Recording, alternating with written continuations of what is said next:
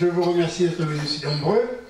Je vois que vous n'avez pas résisté à préférer Rapin à Abramovich et j'espère ne pas vous décevoir. Alors, bon, c'est un sujet un petit peu complexe parce qu'il y a eu des événements dans tous les coins, en France partout, mais dans notre région aussi. Alors, je vous donne un rapide plan.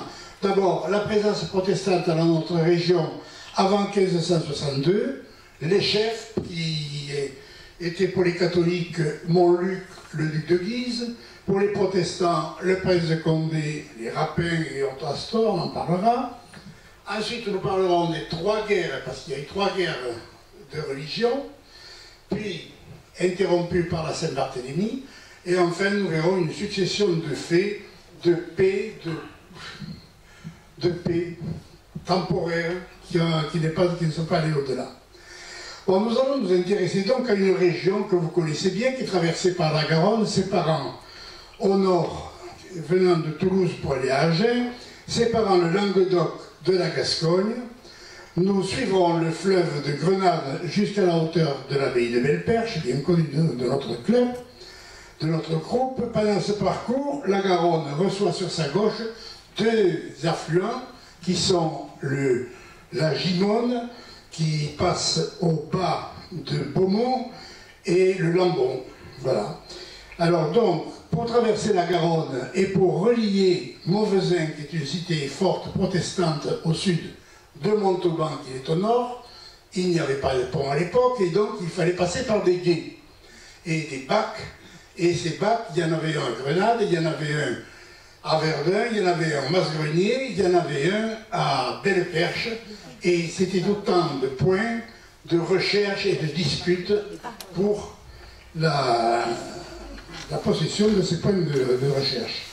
Donc, nous allons rapporter une succession d'événements allant de troubles locaux, confinant parfois même à du brigandage, à des guerres faisant appel à des troupes extérieures au pays, à l'initiative des différents pouvoirs centraux, qui se terminent très provisoirement par des traités ou des paix non respectés, y compris par le Parlement de Toulouse, qui aura son rôle à jouer.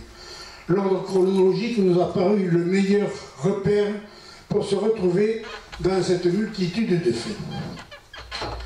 Donc, dans les années 1530, je vous dis tout de suite que la Saint-Barthélemy, c'est 1572. Donc, dans les années 1530, la réforme fait son apparition à Montauban. En 1535, un carme, Michel d'Erfinibus, expose devant un parterre attentif de régents, d'écoliers et de bourgeois, des propositions nouvelles reçues et écoutées avec intérêt. Malgré les réserves de certains, les idées trouvent ici un terrain favorable. Les meilleures preuves en est qu'entre 1547 et 1557, plusieurs contestataires religieux chassés de Toulouse viennent se réfugier dans les murs de Montauban. En 1559, Montauban choisit de s'ériger en métropole réformée. Au sud, en Lomagne, partie basse de la Gascogne, à Beaumont exactement, existe dès 1530 un foyer favorable aux idées nouvelles. Le 28 juin 1539, le Parlement de Toulouse, vigilant, tout un lieu de catholique bien sûr, interroge des témoins sur les idées exprimées par des Beaumontois prévenus de la secte de Luther, comme il est dit. À Mauvezin, plus au sud, dans le Gers actuel, existe un culte qui s'est organisé dès 1555. Peu à peu, les théories nouvelles progressent le long de la vallée du Lambon. Les protestants s'assurent le contrôle des villages successivement, cherchant à établir une liaison naturelle avec Montauban. Le bac de l'abbaye de Belperche, de par sa position stratégique, attire leur intérêt. Henri II, le roi de France en 1551, de Blois commence à s'inquiéter de la progression du protestantisme dans la région de Montauban et demande à l'évêque Jean de Rétès de séjourner un peu plus dans son évêché, parce qu'il n'avait pas trop l'habitude, afin de s'assurer du bon fonctionnement des monastères. Aucune contamination hérétique, dit-il, selon l'expression, n'est décelée. Cependant, Antoine de Théride fait proclamer une ordonnance interdisant de blasphémer Dieu, sa benoîte mère, les saints et les saintes, de se donner au diable, de faire imprécation, dit celui. Nous sommes en 1554. Déjà la même année, se disant persécuté, un nommé Regnault Requingue se réfugie à Genève, où il déclare être originaire de Beaumont de Lomagne. Théodore de Bèze confirme les persécutions dans cette ville. Il rapporte le massacre de 25 protestants en février 1561. Alors, les nombres, on peut peut-être se méfier un petit peu parce qu'on est un peu optimiste, ou pessimiste dans la Gascogne, et des fois on a tendance à exagérer un peu. Mais enfin, comme on n'a pas d'autres témoignages, on est bien obligé de les prendre. Beaumont est encore menacé en 1561, mais résiste. Enfin, en 62, le ministre protestant de Mauvesin, invité aux États généraux par les réformés de Beaumont, est reçu à son arrivée par un parti de prêtres qui l'obligent à se sauver précipitamment. Par la suite, les protestants vont disparaître peu à peu de la ville de Beaumont, qui devient une des places de la Ligue, donc une place catholique. Alors, voilà la carte. Vous reconnaissez la Garonne, vous reconnaissez le Lambon, la Gimone et les différents lieux que nous allons évoquer. Il semble que ce soit pour un litige autour de la récupération de redevances, parce que l'homme est derrière tout ça, et que ce soit des monastères ou pas, l'important c'est d'avoir le fric aussi.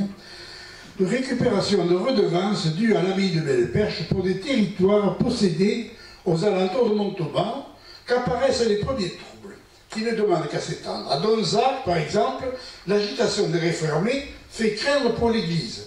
On décide d'en assurer la garde. En 61, les prêtres de Lectoure confirment leur succès populaire, attirant jusqu'à 3000 personnes, mais les villages de la Lomagne restent fidèles au catholicisme, tout comme ceux de la rive droite de la Garonne, pour l'instant. À Belle-Perche, le 23 mars 1561, Georges d'Armagnac juge prudent d'organiser la protection de l'abbaye. On s'arme, les moines recrutent des mercenaires et achètent, je cite l'expression, certains armoires de guerre adaptés à la garde et à la défense de la dite abbaye à l'occasion de l'émotion fautée par ceux de la nouvelle religion. En avril 62, Jean Constant, avocat de Montauban, pasteur de Saint-Nopharie, depuis l'année précédente, devient pasteur de Montauban et participe à la défense de la ville contre les attaques du catholique Montluc. Banni de la ville après l'édit d'Amboise, Constant se réfugie dans la région du Masgrenier, dont il devient pasteur, ce qui restera jusqu'en 1575. Contrairement à ce qui avait pu être écrit, Constant, si ce n'est en titre et de manière symbolique, n'a jamais été ministre protestant de Verdun, qui a toujours appartenu au parti catholique. Alors, vous voyez l'imbrication des influences. Dès cette époque, plusieurs familles du Masgrenier professent ouvertement leur foi protestante. Vous allez reconnaître des noms, les Demange, les Mercier, Lafont, Demonté, Périès, de Miquel, dont les noms resteront célèbres dans la ville.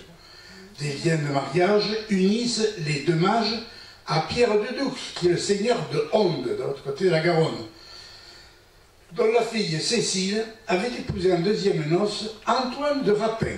Voilà une première allusion. De même, des liens étroits existent entre cette communauté et les seigneurs de Montbartier, de Mauvesin et de l'Île-en-Jourdain, qui sont très près, tout près à s'entraider. Antoine de Dastor, seigneur de Montbartier, se fait protestant en 1562, et c'est lui qui a pu introduire la réforme dans la région, de même que Léonard de Mage, seigneur de la Perrière, qui habitait le Masgrenier. Nous sommes en plein dans notre région. Nous en arrivons maintenant à la période des guerres de religion. Pendant les trois premières guerres, de 1562 à 63, puis 63 à 67, puis 67 à 70, les troubles dans la région qui nous intéressent existent, mais ne sont qu'épisodiques. En janvier 1562, un nouvel édit permet aux protestants de se rassembler hors des portes des villes, d'y faire des prêches et de pratiquer leur religion. N'en tenant aucun compte, le duc de Guise, chef du parti catholique, fait massacrer à Vassy une soixantaine de personnes. Blaise de Montluc, gouverneur de la Guyenne pour le roi en avril 62, installé à Faudoise, agit avec rapidité. Il place des troupes dans les châteaux de la rive gauche de la Garonne. Ainsi, à Verdun, s'installe une compagnie d'arboulés, des troupes à cheval, et 300 hommes à pied sous le commandement du baron de Clermont, entretenu, comme il est de coutume, au frais de la ville. Mais aussi de Saint-Sardos et de Bouillac. À Saint-Sardos, les 201 livres réclamés n'ayant pas été payés, le consul Jean de Majorelle est mis en prison, mais bientôt libéré par Montluc lui-même, ce dont il fut blâmé par le Parlement de Toulouse. Désormais, Verdun appartient au Parti catholique, le port sur la Garonne est renforcé, Montluc ordonne de détruire les barques qui s'y trouvent, il y avait toujours des barques qui empêchaient plus ou moins la circulation. La possession de ce point de passage sur la Garonne entre Montauban et Mauvezin est vitale, c'est aussi un port avancé de Toulouse. La tour fortifiée de l'abbaye de Grand-Sèvres, repartant au sud, est occupée par Montluc, qui dispose aussi la compagnie de Terride autour du château du même nom, près de la Garonne là-bas, sous les ordres de son lieutenant Antoine de Lomagne, vicomte de Terride. Entre-temps, les protestants réagissent, ils s'emparent d'Auvillard. Ils s'y installent et en font même une place forte qu'ils garderont jusqu'en 1571. Le port de Belle-Perche constitue un autre point de passage stratégique sur la Garonne. Mais l'échec devant Beaumont permet à l'abbaye de Belle-Perche d'être tenue à l'écart des troubles. Seule une altercation est à noter entre les consuls de Cordes, car les moines considèrent que ceux-ci ont abandonné un peu trop facilement aux troupes mercenaires chargées de les défendre le blé de la mairie, destiné à être distribué aux pauvres. Bon, ça se pardonne pas, ça. Le 25 août, le Parlement de Toulouse enjoint au seigneur de Terride de pourvoir la garde de l'abbaye et de réparer les fortifications en mauvais état. Le 17 octobre 1561, des Montalbanais, aidés par des réformés de Grenade, enlèvent à main armée les religieuses du couvent fontevriste de l'Espinasse, les amènent à Montauban et les marient avec leur consentement, dit le rapporteur des faits. Ça rappelle un peu Boko Haram, ça. Toute proportion gardée. Une enquête est confiée au juge de Verdun, de Rivière-Verdun, qui conclut à la responsabilité de Pierre de Douce, fils du seigneur d'Onde, et des deux frères Rapin. Pour apaiser les troubles, Louis de Carmin, baron de Launac, comte de Nègrepelisse, nomme 2 consuls pour Grenade afin de pallier à la destitution de 2 autres consuls. Alors 2 nouveaux consuls sont nommés, ils sont mal accueillis et l'un d'entre eux est même jeté à la Garonne par les réformés et sa maison pillée. On ne rigole pas, hein, quand même. Le 10 novembre 1561 arrivent à Grenade Bernard de Vabre, baron de Castel-d'Estrétefond, sénéchal de Toulouse, et Guy du Fort de Pibrac, l'auteur des Quatrains, c'est un personnage, juge mage.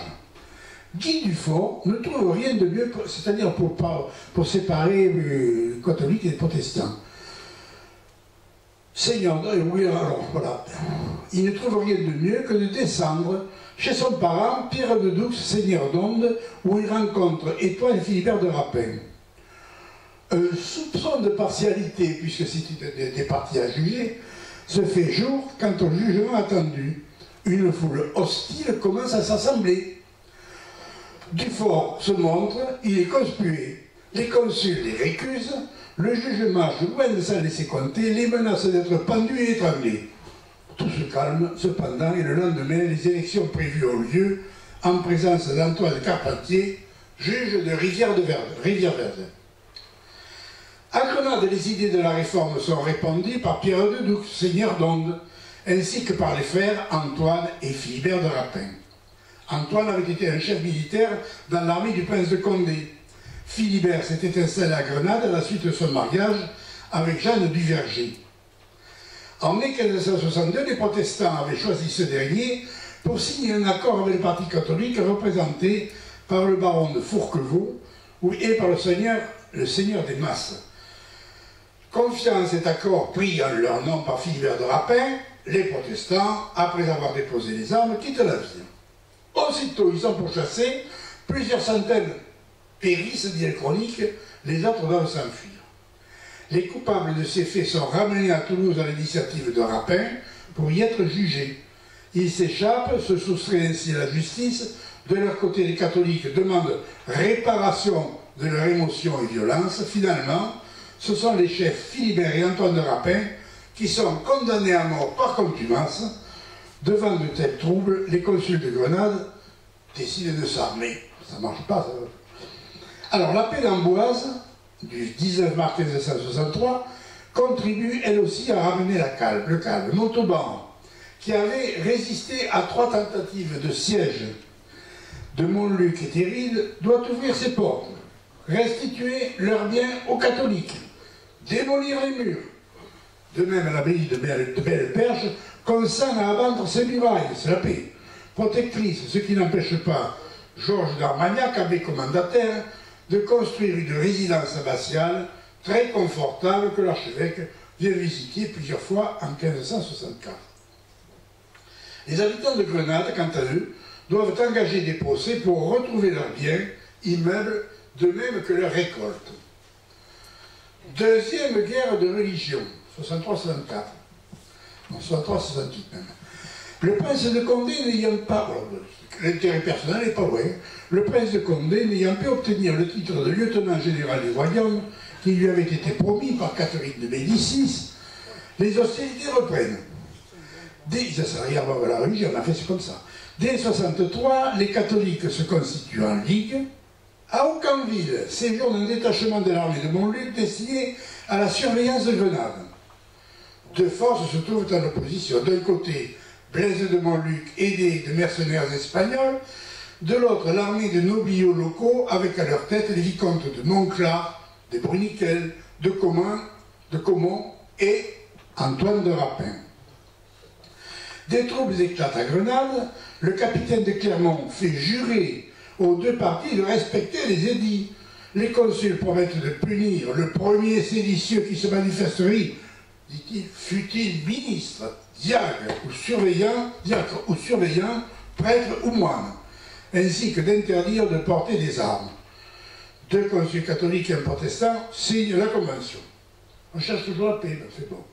Les troubles et leurs conséquences sont assez importants pour que le cardinal Farnèse, qui était l'abbé de Grand-Sèvres, dont dépendait Grenade, accorde aux prêtres fermiers une diminution de leur impôt de 15 livres sur les 75 qu'ils devaient. Quand on enlève de l'argent en perception, c'est rare. Hein. Le 26 juin 1563, Théride vient occuper la ville pour éviter de nouveaux troubles, pendant que le capitaine Bazordan tient garnison à Beaumont et que Montluc s'en va dégager Bordeaux. Un synode provincial se tient à Montauban en septembre 65. Le Masvelier est représenté par le fameux Jean Constant, qui était leur prêtre protestant. Le 20 mars 1565, la visite de Charles IX, le roi, et de Catherine de Médicis à Montauban ne suffit pas à ramener l'autorité royale. En 1566, 3 pasteurs sont recensés à Aumas, Jean Constant, Charles et Raymond. Pour l'ascension de 1566, une nouvelle sédition se fait jour à Grenade. L'évêque de Valence, frère de Montluc, est contraint d'écrire à la reine mère pour l'en informer. L'arrivée du sénéchal de Toulouse met fin au trouble, mais on trouve dans la maison d'un agitateur, pas si bazooka ni si kalachnikov, mais si hallebarde, et quelques arquebuses, un dépôt d'armes en quelque sorte. Un sentiment d'insécurité règne, les consuls instituent des gardes de nuit, un guet veille du haut du clocher. L'abbaye du Mas elle-même se protège et s'arme, à tel point qu'elle pourra prêter de ces dites armes à Grenade, qui les lui rend au bout d'un mois. Troisième guerre de religion, 70-73. La suspicion règne. Blaise de Montluc envoie des instructions très précises. Monsieur de Saint-Giron, gouverneur de Verdun, afin qu'il se tienne prêt, sur ses gardes, il lui demande de l'avertir si des ennemis font mine de vouloir traverser le fleuve, et lui promet de lui porter secours dans un délai de 1 jour et demi à 3 jours. De même, Robert de Codercy, procureur du juge de Verdun, ils sont pleins dedans, demande au consul du Mas, Jean Vergier et Jean Pescaille, de redoubler leur surveillance, attendu que les ennemis de Dieu et du roi font journellement des courses le long de la Garonne pour passer par-deçà et qu'à faute de faire bonne garde, on pourrait bien être surpris. Les consuls protestent, disant que jusque-là, ils avaient fait leur devoir et qu'ils le feraient encore si nécessaire. La troisième guerre de religion se termine par la paix de Longjumeau, encore une belle paix. La reine et le prince de Condé demandent à Philibert de Rapin, dont il était leur surintendant, de faire déposer les armes aux habitants de Montauban et des autres villes huguenotes et de faire enregistrer l'édit de paix par le Parlement de Toulouse. Philibert de Rapin possède une maison au lieu-dit Mouvert, entre Grenade et Verdun. Il vient s'installer sur cette terre qui avait appartenu aux familles d'Oux-d'Onde, donc pour eux, puis aux Duverger. Philibert ayant épousé Jeanne Duverger, avait hérité de Mouvert. La nouvelle de son arrivée chez lui est vite connue à Toulouse. Le premier président d'Affice donne l'ordre au premier consul de Grenade de procéder à la restitution du dit Philibert de Rapin, ce qui est fait dans la métairie de Rabault, dépendant du domaine de Beauvert. Conduit à Toulouse, Rapin est livré au Capitole, malgré la paix de Longjumeau qui vient d'être prononcée et qui a amené une amnistie. Son procès est rapidement instruit. Rapin est condamné à mort et décapité place Saint-Georges 3 jours après le verdict, le 13 avril 1568. Les revenus de ses fermes ainsi que ceux de son frère sont accordés par Montluc à Nicolas Lavillette, seigneur de Cantebouzac, prévôt général de la Guyenne. Le prince de Condé qualifie cet acte d'assassinat juridique, s'en plaint au roi. Charles IX lui répond le 18 mai 1568 en blâmant énergiquement le Parlement de Toulouse. Il n'en fait que sa tête, quoique quelques décisions qui étaient prises par le roi. Antoine de Rapin est nommé gouverneur de Montauban à la place d'Astor. Il le restera de novembre 1568 à février 1569.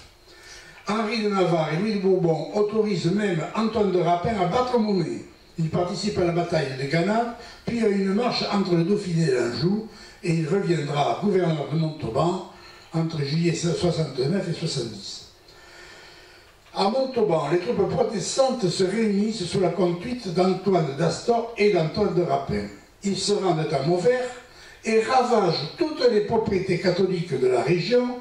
On accorde à Antoine de Rapin la 10e partie du butin fait ou à faire sur les ennemis. Un moment écorté de son poste, il sera confirmé par Montgomery avant de mourir sans descendance en 1570.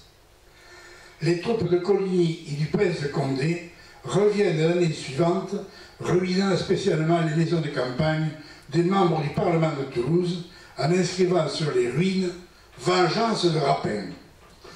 Par ailleurs, les protestants s'emparent d'Escatalins en septembre 68, mais échouent devant Montèche. Les troupes protestantes viennent mettre le siège devant Castel-Sarrazin en novembre 68. Le gouverneur, averti de leur projet par ceux qui avaient projeté de leur ouvrir la ville, laisse entrer 80 d'entre eux avant de fermer les portes et de poursuivre ceux qui étaient dehors et qui cherchaient à rejoindre Montauban. Mais le gouverneur est tué par erreur par un de ses partisans. Une nouvelle tentative pour s'emparer de la ville se terminera par la mort de Bernard Roger de Comminges. En juillet 69, le procureur royal de la jugerie de Rivière-Verdun avertit à nouveau le conseil du Mas-Grenier que les ennemis de Dieu et du roi font journellement des courses le long de la Garonne pour passer en deçà et rappellent qu'à faute d'en faire bonne garde, on pourrait être surpris. La situation a belle perche. Elle devient préoccupante au cours de l'été 69. Les revenus venant de Montauban se tarissent. La perte de leur protecteur Antoine de Lomagne fait prisonnier à Orthès, transporté à Eoz où il meurt bientôt, la disparition de Thierry, le proche de Montluc, et son remplacement contesté par son frère Antoine avec le titre de vicomte, tout cela affaiblit la position des moines. Ceux-ci ont l'impudence, en plus, l'imprudence de prendre parti dans une dispute familiale autour de Jean de Lévis-Mirepoix. C'est pas la chose à faire.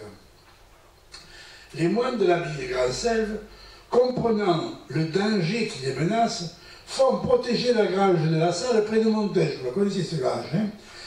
L'une de leurs plus grandes possessions. Les hommes de Géraud de Lomagne, ne parvenant pas à s'emparer de la rasée, pillent à défaut le fort de Gargavilla. L'assaut de l'abbaye de Belle-Perche isolée, point stratégique pour le passage de la Garonne, devient inévitable. Le 7 octobre, l'abbaye est pillée et saccagée. 8 religieux sont tués. Les autres, les plus valides, prennent leurs jambes à leur cou, 14 ou 15, parviennent à se sauver. Les soldats de Géraud de Lomagne s'installent dans les lieux, stoppent le commerce fluvial et s'assurent de l'usage du bac. En décembre, l'armée du lieutenant royal de Guyenne, sous les ordres de l'amiral de Villars, fait mouvement venant de la Genée. Elle met le siège devant Malose, passant par Saint-Nicolas de la Grave, et se dirige directement vers l'abbaye de Belle-Perche, où elle s'installe à son tour le 20 décembre. C'est alors que l'abbaye, ou ce qu'il en reste, est incendiée, probablement par les troupes protestantes. Les religieux réfugiés à la rasée se retrouvent sans ressources. Il n'intéresse bien que fort peu leur abbé commendataire, Saint-Sulpice, qui devait entretenir des troupes pour garder ce qui restait des bâtiments de l'abbaye, toujours menacés du retour des protestants. Tout cela coûte cher, sans que désormais il n'en retire aucun bénéfice. Alors les moines, ils peuvent aller se faire rhabiller. En 1570, Beaumont est assiégé par le baron de Lonac. Louis de Villeneuve, qui commandait la place, est tué, mais Beaumont reste roi. Coligny, ayant reconstitué une armée, remonte vers Paris, où est signée le 8 août la paix de Saint-Germain de Henley. Montauban est reconnu comme une des 4 places fortes protestantes de France. Géraud de Lomagne, devenu gouverneur de Verdun en août 1570, gagne Montauban le 15 avril de l'année suivante. Les protestants obtiennent la liberté de culte, l'admission aux charges publiques, la permission de résider dans tout le royaume. 4 villes leur sont attribuées, La Rochelle, La Charité, Cognac et Montauban. Les catholiques peuvent revenir dans ces villes et récupérer leurs biens. C'est en vertu de ces accords que Géraud de Lomagne avait été nommé gouverneur de Verdun en août 1570 et avait gagné Montauban en avril 71. Il décide de s'emparer des places militaires, dont le château de Théride, probablement à la fin août. Ce qui ne convient pas à Montluc, qui, de Beaumont, informe le roi qu'il allait former 30 compagnons pour le recouvrement de Verdun ou tout autre service. Géraud de Lomagne sera destitué de sa charge de Verdun l'année suivante. L'année 1571 fut cependant assez calme dans la région. Cette relative quiétude fut interrompue le 24 août 1572 par la Saint-Barthélemy. Castres, allié traditionnel de Montauban, est prise. Pierre de la Tour, baron de Régnès, qui avait été gouverneur de Castres en 1570, a été sauvé à Paris des massacres de la Saint-Barthélemy, et de Régnès était protestant, par un de ses ennemis, Jean de Vézin, qui l'avait ramené chez lui. De Régnès, avec 30 hommes, se rend à Montauban pour inciter les habitants à prendre les armes. Échec. Le découragement est tel alors à Montauban que les portes restent ouvertes, malgré la menace proche de Montluc. Régnès et ses hommes se rentrent chez eux, à Régnès, mais tombent sur 250 hommes commandés par le seigneur de Fontenille, gendre de Montluc, qui ravage le pays. La retraite est coupée. De Régnès décide le combat avec une telle fougue que les troupes de Montluc sont mises en déroute, perdant 100 morts et 60 prisonniers. De Régnès revient à Montauban où il est reçu dans l'enthousiasme, décidant enfin les habitants à se défendre. Géraud de Lomagne est nommé gouverneur du Bac-Quercy lors d'une réunion tenue à Saint-Antonin. Antoine Astor, seigneur de Montbartier, s'empare le 10 février 1573 de Finan, à la suite de la trahison du premier consul de la ville. Celui-ci est arrêté par un gentilhomme du pays et conduit à Toulouse pour y être jugé et condamné. Astor, entre-temps, maltraite les habitants de Finan, saccageant l'église. En mars 1573, de Lavalette défend Grenade, tandis que Aucamville l'est par Fontenille. Fignan ne sera repris de Huguenot que le 30 mars 1575, toujours par le sénéchal de Lavalette. À la suite de la reprise du château de Théride, les protestants décident d'attaquer Masguelier. Pour se rendre maître d'un passage sûr, une fois encore, pour la traversée du fleuve. La décision en est prise le 26 janvier 1574. Astor de Montbartier en est chargé. Un de ses oncles, Antoine Astor, est religieux de l'abbaye du Mas et mène une lutte à l'intérieur de l'abbaye contre l'abbé Jacques de Bajourdan, très impopulaire, qui était accusé par les moines qu'il était d'avoir passablement spolié la communauté dont il avait la charge.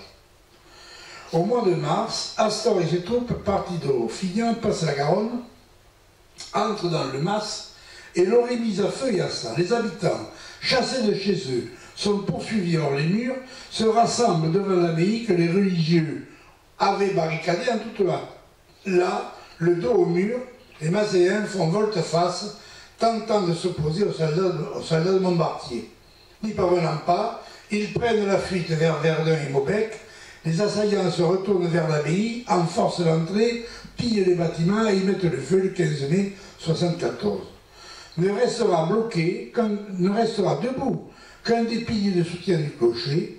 Dans le dénuement le plus complet, les religieux se réfugient à Verdun, où ils possédaient des biens importants. Au Mas-Grenier, nous l'avons vu, existait une communauté protestante importante dont Jean Constant était pasteur. Le prédicateur du Carême est tué dans l'assaut contre la ville. Il semble cependant que les moines étaient physiquement à peu près épargnés. La reprise du Mas-Grenier a pour conséquence, la prise du Mas-Grenier a pour conséquence d'interrompre l'approvisionnement de Toulouse par voie fluviale. Situation jugée très grave. Pourquoi c'est grave? Oui. Jugée très grave par le Parlement de cette ville. François de la Valette informe le roi Charles IX de cette prise, ainsi que de celle de Castel-Jaloux et de son désir de ne pas en rester là. Il se rend à Beaumont. Toulouse prête 25 000 livres, 4 canons et quantité de poudre. Géraud de Lomagne rassemble des troupes calvinistes au Mas, reçoit l'aide du Castré le vicomte de Paulin. Une compagnie de gendarmes est envoyée à l'abbaye de Grand-Selve pour y loger, lui-même restant au Mas. Une vive altercation a lieu entre le parti protestant et celui des catholiques, bien plus nombreux, au lieu dit Saint-Jean entre Verdun et le Mas, à mi-distance entre Verdun et le Mas. Finalement, le vicomte de Paulin fait retraite sur le Mas, seul le seigneur de Calonge tué en changeant de cheval. Alors ce fait d'armes fait l'objet d'un récit enflammé par le castré Jacques Gache de ce combat qui voulait épique. Le siège, changer de cheval, enfin bon. Le siège dura peu, car des renforts venus de Montauban obligent le sénéchal de Toulouse de se retirer vers sa ville d'origine. Dès lors, devant l'intérêt qu'il présente, le Mas est renforcé par les protestants. On creuse des fossés, on construit des bastions, ainsi qu'un château sur la roche. Le Mas devient ainsi un centre de résistance important. François de la Valette, qui commandait les troupes royales, s'est installé au château de Beaupuy et à Grand-Selve, d'où les troupes du comte de Paulin s'étaient retirées pour rejoindre le Mas. La Valette parcourt la région pour empêcher les protestants de se ravitailler. Il tente d'isoler la ville et d'en faire le siège. Appelé à la rescousse par les Montalbanais menacés, le vicomte de Turenne, homme national, ravitaille le Mas en vivres et en munitions. Le Mas peut ainsi résister le reste de l'année 1575. Le 6 mai de l'année suivante, l'édit de Beaulieu est signé, accordant 8 places aux Huguenots, dont le Mas de Verdun, gardé par un gouverneur et 40 hommes. Le culte catholique est interdit en ville, mais les catholiques conservent les chapelles de Saint-Cassian vers Bourré et de Saint-Jean vers Verdun.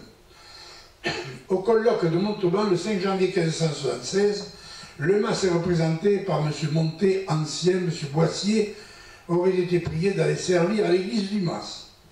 Le séjour de Constant au Mas, personnage qui avait une grande influence sur l'ensemble des églises, ne put être qu'épisodique du fait de l'état de santé de sa femme. En novembre 1977, le Mas est représenté au synode provincial Mauvesin par son ministre mazéen de Bosco. La paix n'avait que trop duré. Les combats reprennent 8 mois après l'instigation du duc de Guise, mais sous les ordres de Henri III.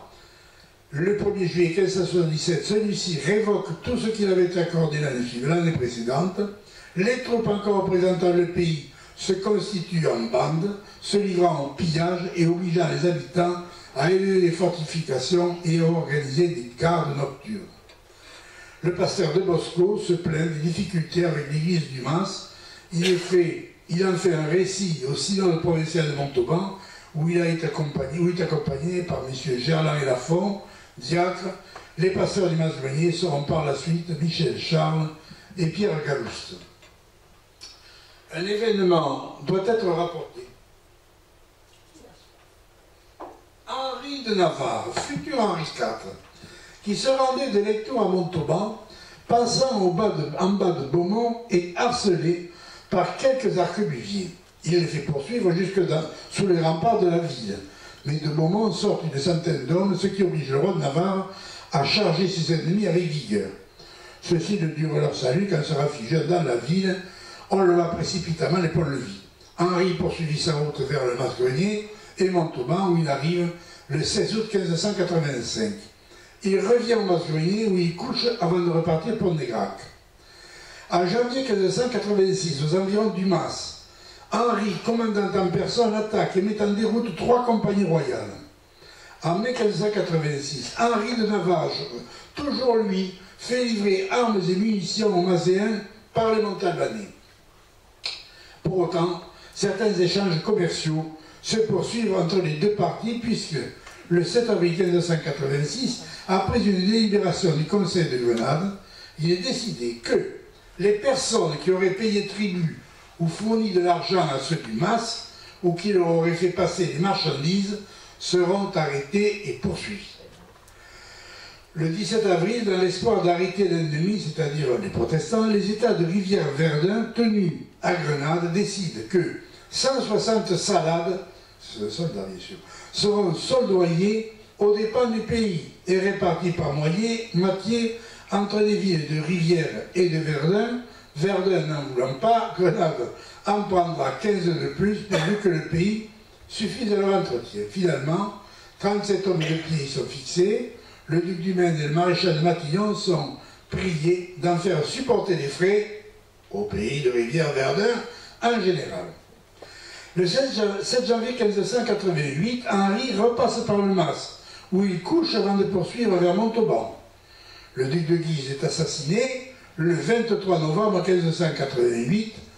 Henri III l'est à son tour le 2 août 1589. Henri de Navarre refusa d'abandonner Mas-Grenier, où il séjourna à plusieurs reprises à l'occasion de traverser la Garonne.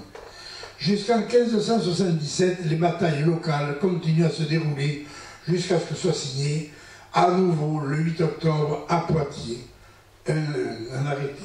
Le 14 octobre, le roi de Navarre se plaint au successeur du duc de Danville, qui commandait les troupes royales en Languedoc, des entreprises faites à Périgueux, l'Aréole et le Mas-Grenier, dont on aurait taillé en pièces une partie de la garnison qui s'allait mettre dedans par commandement de Sa Majesté, signalant que Henri écrit d'Avignonnet dans le Lauragais qu'il venait de reprendre aux catholiques qui retient prisonniers, mais qui seront bientôt libérés. La reine-mère, Catherine de Médicis, se trouvait dans le Languedoc accompagnée de sa fille Marguerite, épouse d'Henri de Navarre, avec lequel elle négocie tout en s'efforçant de dépraver les vieilles les vieilles troupes de Coligny par des bals et des fêtes pour dominer l'intrigue et la galanterie. Catherine en rend compte à son fils Henri III, resté à Paris. On discute sur le nombre des villes à rendre ou à garder. On se met d'accord sur le nombre de 15. Le 28 février 1579 est signé le traité de Nérac. Le 5 avril, la reine passe à Beaumont, où la rejoint le roi de Navarre. La garnison du Mas vient les saluer. Henri de Navarre fait verser 60 sols tournois au tambour de la garnison du Mas de Verdun pour que la garnison vienne faire une salve à Sa Majesté près de Beaumont et aille conduire la reine-mère le 6 à Grenade. En avril 1580, le vicomte de Turenne du parti protestant qui est dans le Tarn bat la Valette, sénéchal de Toulouse, et envoie ses cavaliers sur les murs de Toulouse. Le maréchal de Biron, à la demande du roi de France Henri III, arrive à Agen le 10 août pour contrer les protestants. Il s'empare le 22 d'Auvillard, menace le Mas, avant de revenir à Agen et de repartir vers Nérac où se trouve la reine-mère, la reine de Navarre, qui essuie quelques coups de canon.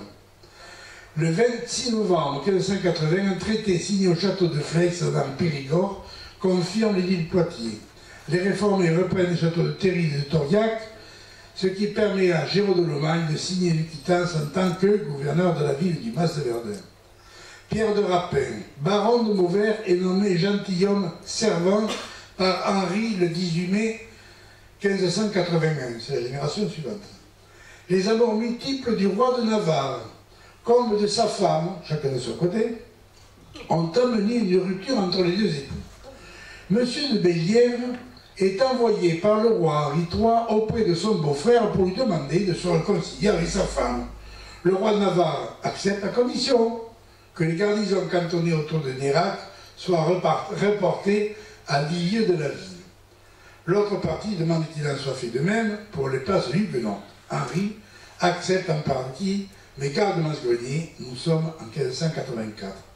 L'année suivante, la Ligue se renforce et Henri de Navarre doit accepter le traité de Nemours, au terme duquel les réformés ne peuvent plus exercer leur culte catholique, leur culte publiquement, pardon, leur culte protestant.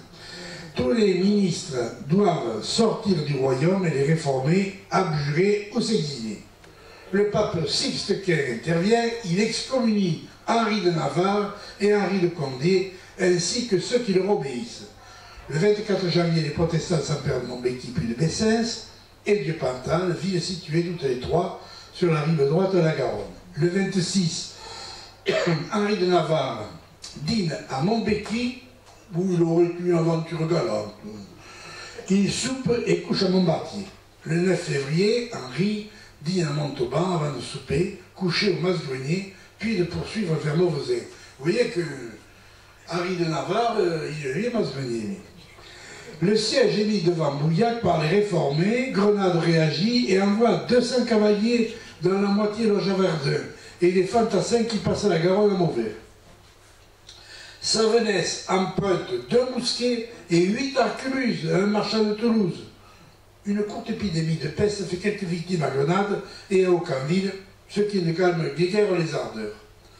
En mars, les villes catholiques de Grenade, Verdun et Beaumont décident de s'entre-secourir. Les consuls de Grenade décident de reprendre le château de Saint-Sally, d'aider le baron de Faudoas qui assiège Sérignac en lui envoyant 25 albins létriers, mais commettent l'imprudence de les payer d'avance. Erreur fatale. En conséquence, le siège est rapidement levé et les soldats se débandent, augmentant d'autant l'insécurité. Il y a des choses qu'il ne faut pas faire, quand même. Il ne faut pas payer les gars avant, autrement il est foutu. Le 12 mai 1581, 8 à Paris, la journée des barricades qui voit le triomphe du duc de Guise. Le 12 novembre, un procès-verbal est établi à Cassel-Sarrazin selon lequel ceux de la nouvelle religion occupent Montauban, La Garde, Mozac, La Bastide, Orgueil, Villemur, Villebourguise, Verlac, La Salvetonne, Aiglepulis, Albias, Régnès, Le Masgrenier, Vigueron, Téride, Montbéki et plusieurs autres villes. Dans le diocèse, il n'y a que Cassel-Sarrazin, Saint-Portier, Escatalens, Montèche, Fignan et Diepantal qui tiennent fort pour la religion catholique. Le 14 novembre se tient la réunion de l'Assemblée politique des protestants à La Rochelle. Le 28 novembre, donc 1580, nous l'avons dit, Henri III fait assassiner le duc de Guise. Des troubles ont lieu en bien des endroits. Catherine décède le 5 janvier 89. La reine-mère, le roi Henri III, isolé à Tours, se rapproche du roi de Navarre, il appelle sa mère pour le conseiller. La guerre reprend avec vigueur, les troupes royales gagnent leur combat et se rapprochent de Paris. C'est alors que Jacques Clément assassine Henri III le 2 août 89. Le 25 janvier, l'évêque guerrier de Montauban, Jacques Després, qui s'était réfugié à Montèche, trouve la mort au combat. Le 17 février, les quelques rares huguenots encore présents à Grenade sont l'objet de mesures vexatoires. Les Pidorphiles, les Dugabre, les Capus, dont 2 des filles sont pourtant morts pour la cause catholique, l'archiprêtre lui-même en sont victimes. L'indifférence n'est plus de mise. Pour être connus, tous les catholiques devront porter une croix blanche au chapeau. Les biens des huguenots sont vendus et consacrés à l'amélioration de la défense de la ville. Les rapins, montagnes devront fournir le bois pour la cuisson des briques faites à la briqueterie Saint-Bernard qui appartient à l'abbaye de Grand-Selve, à laquelle on offrira une indemnité si besoin ça faisait sentir. Une trêve est signée le 18 juin à Toulouse entre les principales villes de Rivière-Verdun, du vicomté de Lomagne, Auvillard, Faudoas. Mais cette trêve est fragile, car il est épais à la cour que l'on traite avec les huguenots, restent aux laboureurs à surveiller leur bétail et leurs meubles. Après un nouveau combat qui a lieu à l'île du Jourdain, le calme semble revenir jusqu'à ce que le passage des troupes du marquis de Villars, venant de Camille, oblige les consuls de Grenade à venir faire leur révérence à leur chef, lui offrir la ville tout en le priant de faire passer en dehors des murs le reste de ses troupes auxquelles on donnera pain, vin et vivres. Les troubles continuent. Les 6 habitants de Verdun, soldats de la ville, sont tués par les mains des ennemis hérétiques et ensevelis dans le cimetière de la ville le 20 mars 1590. Le 16 juin, un enfant de 10 ans, envoyé par les Huguenots du Mas pour espionner, est arrêté à Saint-Savy et jugé le lendemain. Henri IV abjure la religion protestante le 23 juillet 1593, après une trêve, mais la paix n'intervient qu'en 1596. Peu à peu, les ralliements se font à la cause d'Henri IV. Théride demande au consul de Bourré de se rallier le 26 mai 96.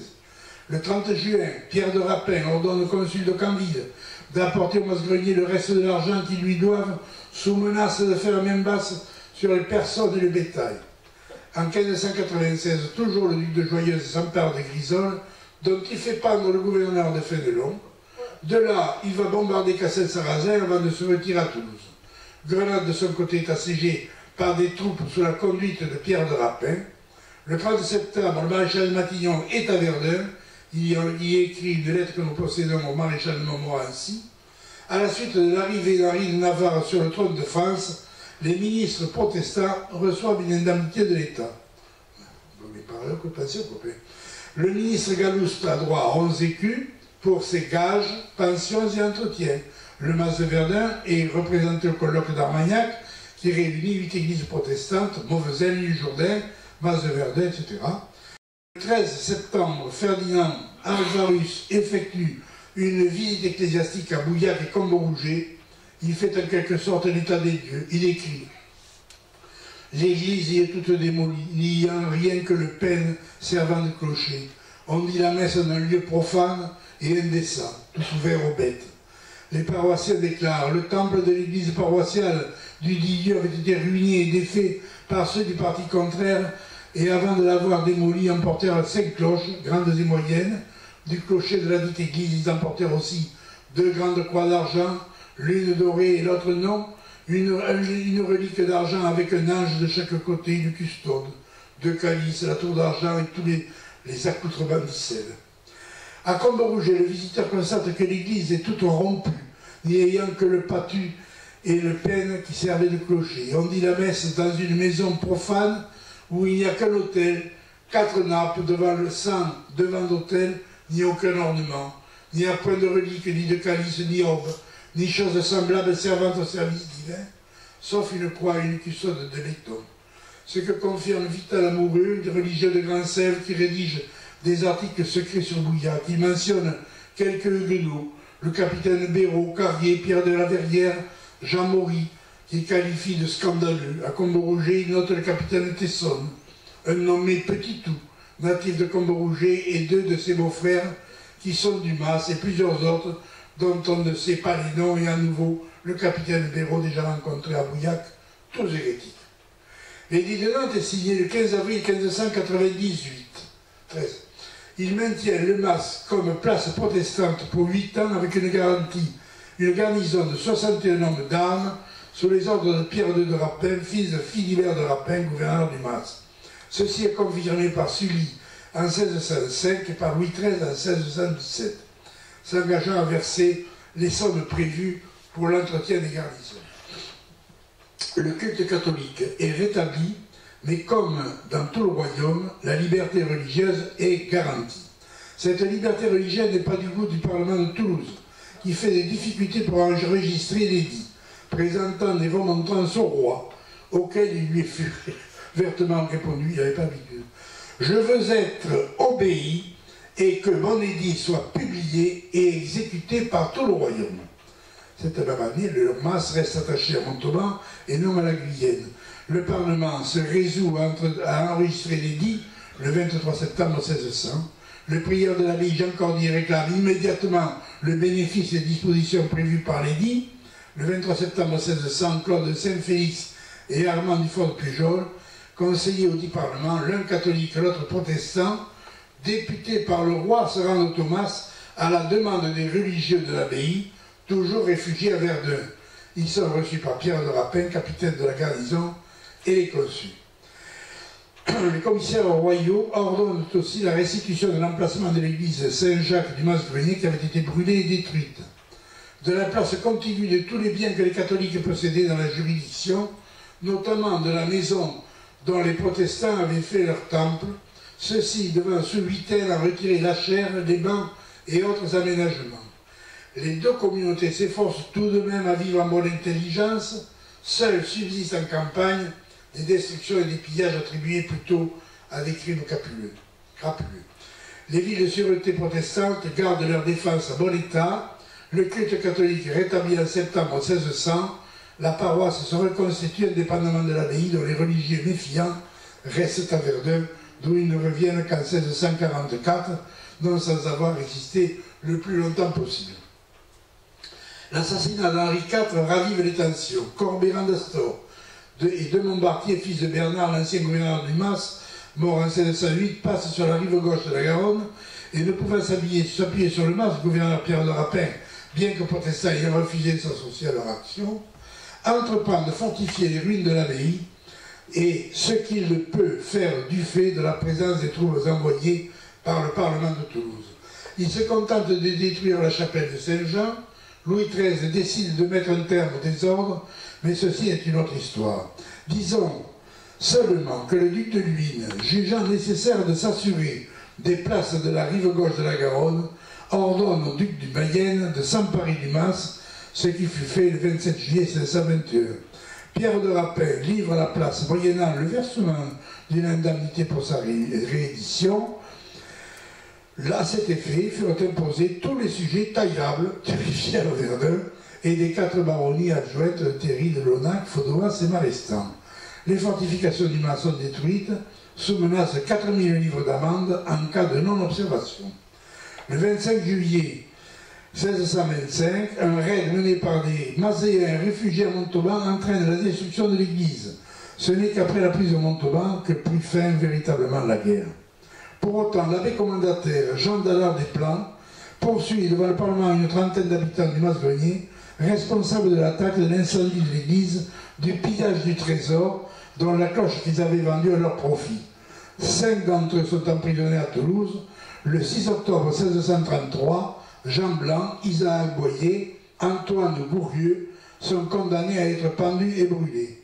Ils font appel au roi, appel en principe suspensif, mais sans attendre le résultat du recours, le Parlement de Toulouse les fait pendre. Firmin Dirat et Guillaume Fabre, eux, sont condamnés aux galères. Un autre accusé, Jean Brun, maintenu en prison, est aussi condamné à être pendu, ce qui ne peut être exécuté, car le Conseil du roi outragé interdit au Parlement de Toulouse de se saisir de nouveau du différend. On prouve que l'église est en très mauvais état, non fermée, que le Saint-Sacrement n'a pas été profané, car il n'était pas dans l'église. Le Conseil du roi condamne les consuls de Montauban et les habitants du Mas, accusés à 4 000 livres pour la reconstruction des bâtiments et 1500 à verser au seigneur abbé.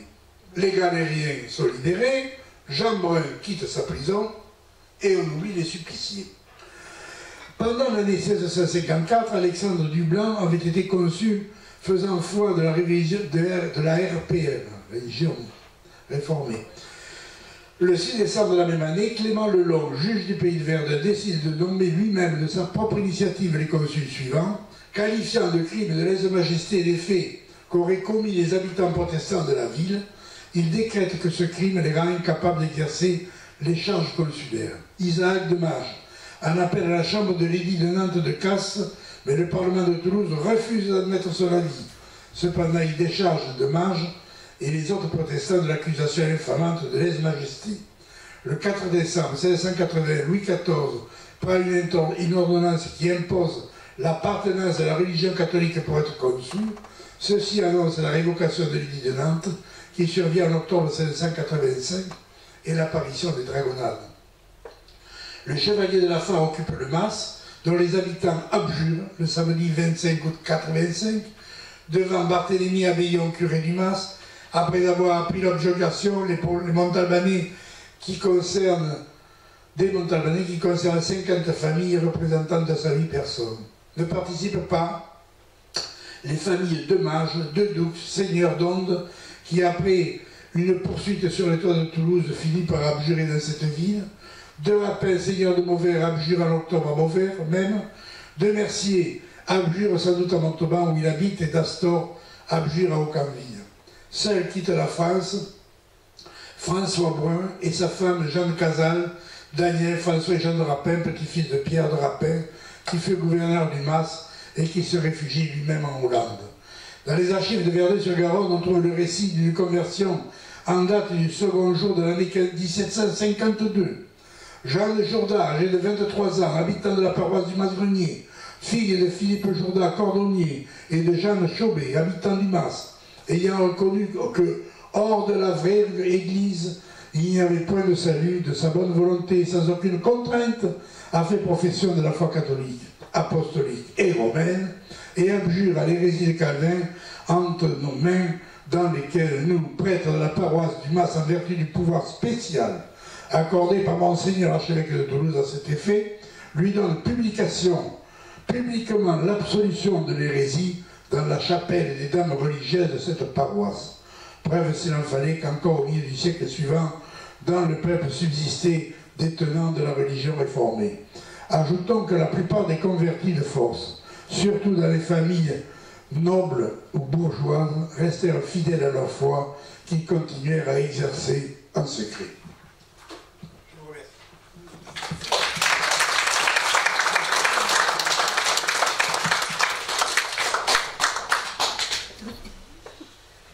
Alors,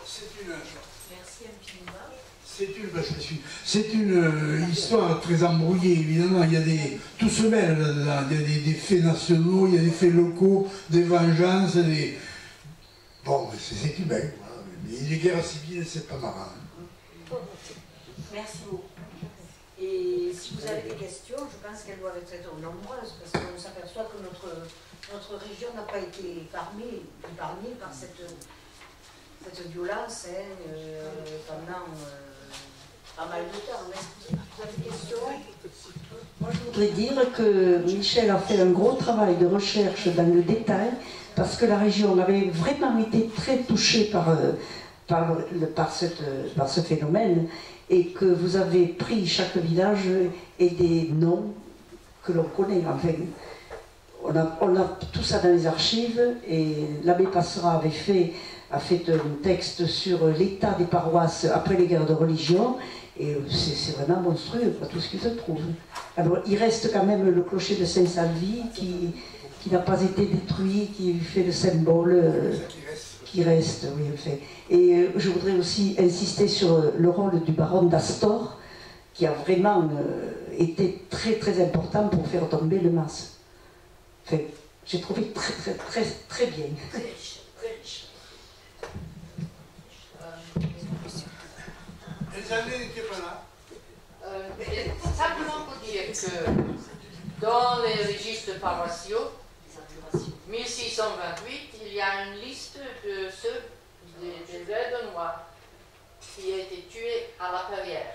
On a les noms. C'était déjà le XVIIe siècle, là, c'était plus tard.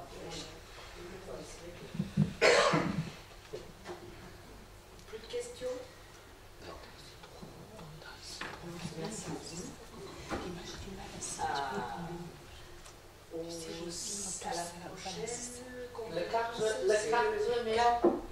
mai. Le 4 mai. Je crois. C'est Jean-Michel Caris Oui. qui va nous parler de... Le titre c'est « Le roi est mort et il C'est pas nous parler de rituels cérémoniels autour de l'enterrement des mamans. Pour l'enterrement du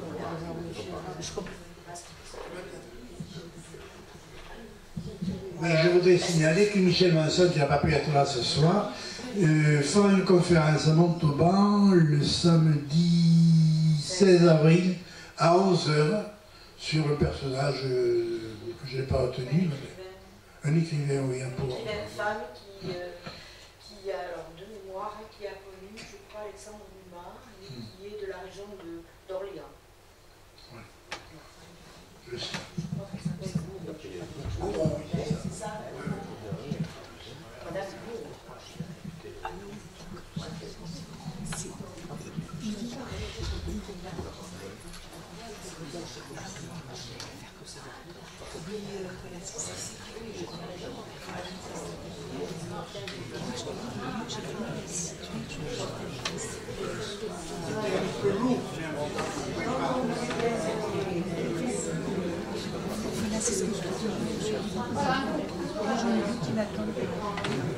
Alors vous avez remarqué aussi l'indépendance du Parlement de Toulouse, il avait fait qu'à sa tête. Un avis royal, ça ne compte pas avec les cultes légales. C'est-à-dire que les communications qui n'ont pas parlé, ils en mettaient des semaines avant d'envoyer le député. Tu vois ce que je veux dire?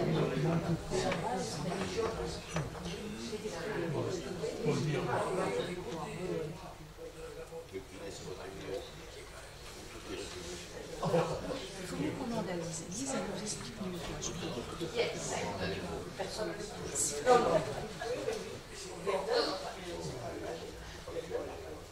Non, Verdun c'est tout le temps catholique. Même si Constant a été nommé comme pasteur de Verdun.